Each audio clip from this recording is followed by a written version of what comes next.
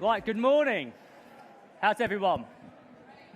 Good, thank you. Okay, that was an interactive bit, guys. There's going to be a few more, okay, just to warm you up. So my name's Lee, and at Tesco Media, I get to work with lots of fantastic brands to help them grow. I'm Uche, and I do a very similar thing, but through our agency team. Now, I think we could all agree that was an excellent panel discussion that we just listened to, that really explored how retail media is maturing, it's becoming more sophisticated, and whilst it may not be as new as everyone thinks, actually, if you're a grocer, if you're Tesco, retail media has been around for decades. However, retail media at this moment is having its coming of age opportunity. So what do I mean by coming of age? Coming of age is about growing up. It's about that journey of discovery. It's about rising up to challenges, proving yourself, and becoming more self-assured. So let's bring that idea of coming of age to life with a film reference, just because I love movies, okay? So on the next chart, you're going to see a still of a film. And do you know what? I've got a £50 Tesco voucher in my pocket right here for the first person that can name that movie, okay? Don't have to put your hand up, just simply shout out. I trust my ears and eyes to pick out the winner, all right? You ready? You ready? Okay, all right. I know we've got headphones on, but let's keep going with it. Oh, straight away here, literally jumped out of his seat. Okay, well done. Brilliant. Well, look, come and see me at the end. So you've got a £50 voucher. I've got to be honest, in rehearsals, that took about 30 seconds. So we're running ahead of schedule. I've got another voucher to give away, so I'm going to do that right now. So again, you can't play, I'm afraid. You're done. But for anybody that can name the actor on the far right, another voucher. River Phoenix, thank you. Well done. Okay, come and see me at the end. So look, we've got Stand By Me, and we've got River Phoenix. We don't have to worry about River Phoenix today, but Stand By Me, if you're not an 80s movies fan, if you're not on IMDb, it is in Hollywood terms the ultimate coming-of-age movie. It's about 4 young boys in mid-America who go on a journey to find the body of a missing teenager, and it's full of life lessons. And to be honest, it helps a young, slightly awkward Lee Roberts who was struggling with being a middle child, still does, but we won't go into that today, but it helps him find his feet way back in the 1980s. But today, it serves a very different purpose. Today, it acts as a symbol of where retail media finds itself. You see, retail media is trying to prove itself in a very complex market, full of media fragmentation. It's trying to rise up to challenges. It's trying to prove itself. So we're going to explore that a little bit further today. Themes such as effectiveness, efficiency, creativity, they're really shaping a lot of the conversations that we're having. And for retail media to come of age, to prove itself, it needs to overcome these challenges. So in the session today, we're going to focus on 3 challenges that have really shaped a lot of our discussion with everybody represented in this room, brands, agencies. So let's look at what is front of mind, and let's explore how Tesco Media is helping you overcome those challenges and really help prove and build an understanding of where retail media fits in. So, up first, we have this idea that retail media is taking credit for sales that would have already happened.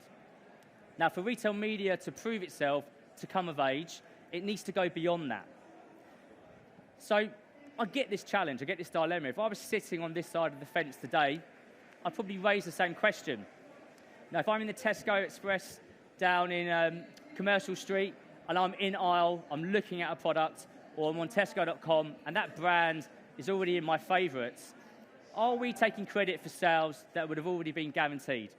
Now, that challenge of incremental benefit, that challenge of lift, is something we hear quite regularly. So we want to explore that, okay? Now, incrementality is really, really important. Absolutely, it's a cornerstone of retail media. But we do need to acknowledge and understand that incrementality can mean many different things. Okay, you've got incremental reach, you have incremental sales, you've got incremental customers, you've got incremental sales and customers within the category, outside of the category. And frankly, I could go on and on for about 5 minutes about different incremental measurements, okay? At Tesco Media, we're in the habit of proving that our media drives positive business outcomes. When you sit on so much data, we have 22 million Club Card customers. That is 22 million households out of 28 million in the UK. So we're sitting on top of rich, privacy-compliant, first-party data. We have the ability to run closed-loop measurement. So we're measuring omni-channel, we're measuring offline and online effectively. And then we're sitting on rich customer insights built through decades of running Clubcard. Now, when you're sitting on all of that, you're able to offer a level of accountability that, frankly, isn't matched in the market. And so what's important is how you measure it. So we use tried and trusted test and control methodology to really make sure that we're running and testing omni-channel behavior and proving out the true value of retail media. And what we know, we're able to, through this approach, prove the value of retail media beyond ROAS. We're able to prove that campaign performance goes beyond short-term campaign reporting. And this is really important for everybody in this room, because currently, you're putting performance too early. Okay? You're not representing true sales value, you're not delivering true performance. And for everyone in this room, you're missing out on the opportunity to look good. And that's a problem. Uche likes to look good, okay? So let's take that bring that to life with this example here. This is for an unnamed alcohol brand. Now, I know it's MadFest. I probably should have some GIFs and images around this, and Uche is going to really wow you with some great creative, but this is a killer chart. Okay, this is for an unnamed alcohol brand. And we can see at the end of the campaign, we've delivered measurable ROAS around about the £1.50 mark for the product and the brand. But we carry on measuring here. So 3 weeks post-campaign, this increases to about £2.70. And then further out, 12 weeks, that ROAS increases to around about £4. But what we're also able to understand is the lifetime value of that customer. So we're understanding that 209,000 customers have been brought in from outside of the category. And then a further 27,000 customers have shifted within the category. And it's measurement like this that's helping us understand that incremental value is informed by both the short and the longer term. And we're starting to build a really clear picture of true customer lifetime value. This is when you start to really understand the true impact of retail media. So, we measure things really well, and we're able to prove across a broad range of outcomes how effective Tesco Media is. I've got one final chart, one final killer chart. I want to get a little bit excited about data and insights. A little bit of a geek out. But on this chart here, let me break it down. Really simply, the red here is about buying on Tesco.com. The blue is about exploring on Tesco.com. When you start to understand customer insights, you can start to really go to a level of depth on measurement beyond just incrementality. Okay, we know on Tesco.com that it's more than just a fulfillment platform. There are lots of micro behaviors on Tesco.com that are really shaping both online and offline behavior. So you can see here on Tesco.com over the course of the week, orders peak at the start and the end of the week. And we've got a whole host of exploration that's happening in between. So we can see that on average, customers are adding to their basket, they're building their basket 1.8 times. That could be in one session, or that could be over a course of days. But we also know that over a 72-hour period, 1.5 million customers who go onto Tesco.com then go and do their shop in store. So we've got this real omni-channel behavior here. Research, inspiration happening on Tesco.com, and then that going and being fulfilled in store. So what's important here? Well, clearly, retail media customer journeys, they're not linear. And when you start to really evaluate omni-channel behavior, you start to identify lots of different micro behaviors in between. So it's fundamental for everybody in this room to think a little bit differently, to start evaluating and understanding the true value of retail media. So I'm going to leave you there. I'm going to hand you over to Uche. He's going to take you through the next two challenges. But I'll pop back at the end just to say goodbye.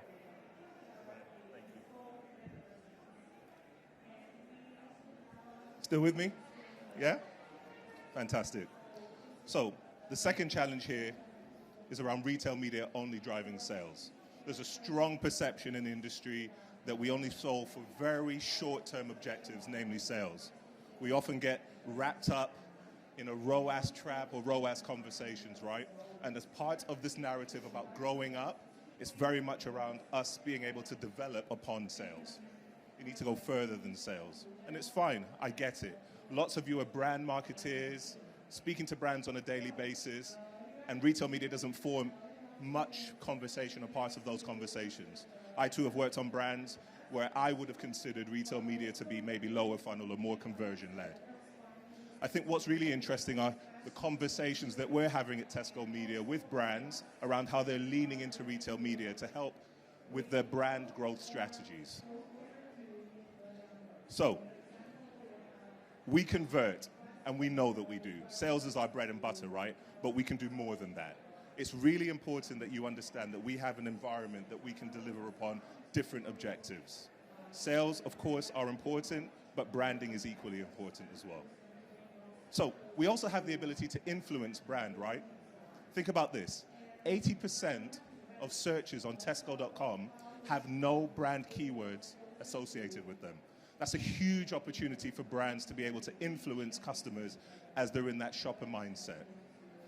Being able to pull new entrants into market, into category, into brand, and then activating across them in the same ecosystem is really powerful. That's building brand equity, right? Lots of our clients will be asking us around, how do I grow my brand? How do I build my brand? From my perspective, it's very much around two things. One, you either get new people to buy your stuff, or two, you get the same people to buy your stuff more often. These are really hard challenges to solve for, right?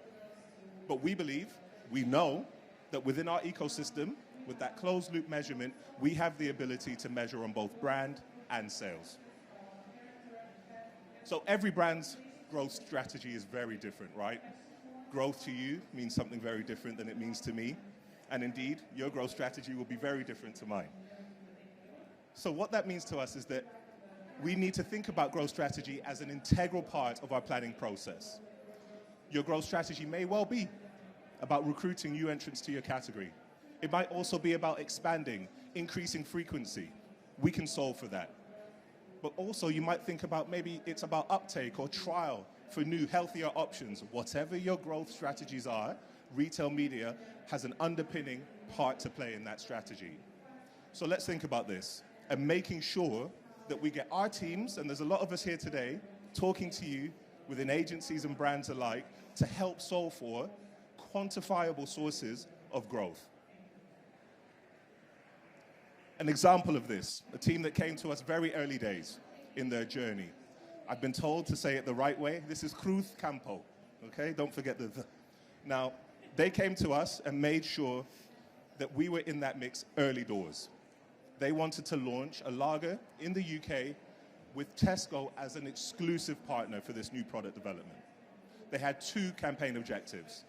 One was a longer term, it's about building brand equity.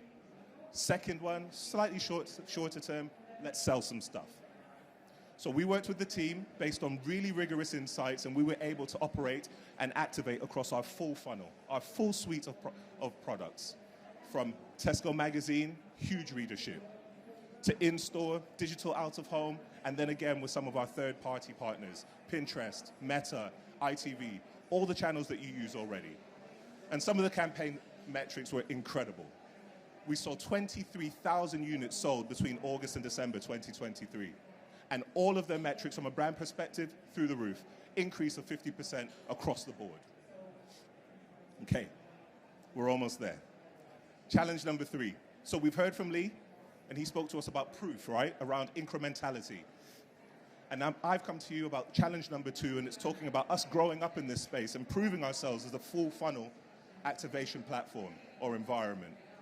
Now, number 3, based on a lot of conversation in the previous panel, is around creativity. A lot of naysayers with regards to retail media and its ability to lend itself to creative execution.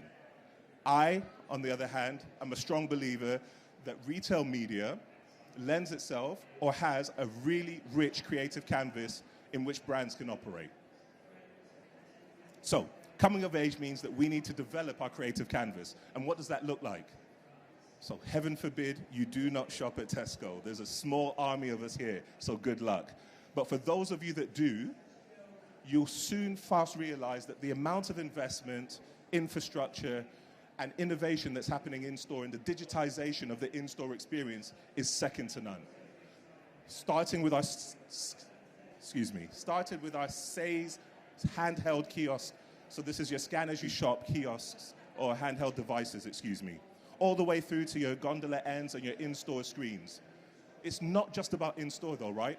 As I mentioned previously, we're partnering with all the key partners that you already activate with, whether that's Pinterest, Meta, ITV, Channel 4, the Trade Desk, all environments where you are already activating very creative executions.